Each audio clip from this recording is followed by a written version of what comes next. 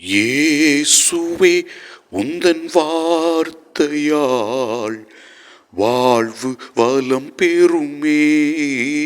ஆண்டவரே, எங்கள் வாழ்க்கையில் ஏற்படுகின்ற கஷ்டங்கள், துன்பங்கள், நோய்கள், பிணிகள் இவற்றையெல்லாம் நாங்கள் வெற்றி கொள்ள உமது வார்த்தையை கொடுத்ததற்காக நன்றி சொல்லுகிறோம்.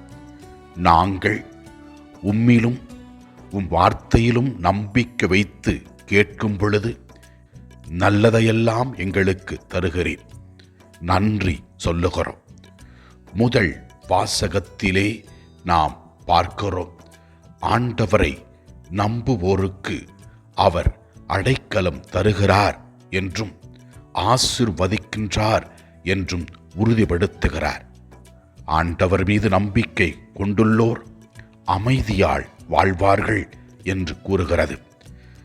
ஆண்டவர் என்றும் உள்ளவர், அவர் கற்பாறை என்று கூறுகிறது. நற்செய்தி வாசகத்திலே இயேசு கிறிஸ்து அதை உறுதிப்படுத்துகிறார். ஆண்டவர் சொல்கிற வார்த்தைகளை கேட்டு அதன்படி நாம் நடக்கும் பொழுது நாம் கற்பாறையின் மீது நம் வீட்டை கட்டிய அறிவாளிக்கு ஒப்பாவான் என்று கூறுகிறார். வாழ்க்கையில் வருகின்ற கஷ்டங்கள், துன்பங்கள், நோய்கள், பிணிகள் எல்லாவற்றையும் தாங்கக்கூடிய சக்தியை கொடுக்கிறது இறை வார்த்தை என்று இயேசு கிறிஸ்து நமக்கு விளக்கி கூறுகிறார். நாள்தோறும் இறை வார்த்தையை நாம் இந்த நற்கருணை ஆராதனை வழியாக கேட்டுக்கொண்டிருக்கிறோம்.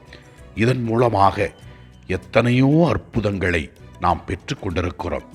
நம் இன்னல்களில், கஷ்டங்களில், துன்பங்களில் நாம் ஆண்டவரை நோக்கி வரும் பொழுது அவர் நமக்கு எல்லாம் செய்கிற தெய்வமாக, கடவுளாக இருக்கிறார்.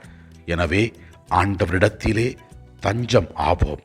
அவர் நம் குடும்பத்தையும் நம் தனிப்பட்ட வாழ்க்கையில் நாம் சந்திக்கின்ற சவால்களையும் கஷ்டங்களையும் ஏற்று அதில் வெற்றி காண உதவி செய்வார்.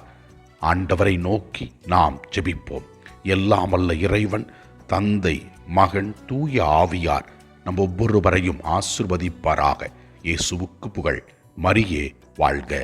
ஆமன். புனித அம்ரோஸ் கூறுகிறார், உலகத்தின் செல்வங்களை காப்பதற்கு பதிலாக ஆண்டவருக்காக ஆன்மாக்களை காப்பது நல்லது.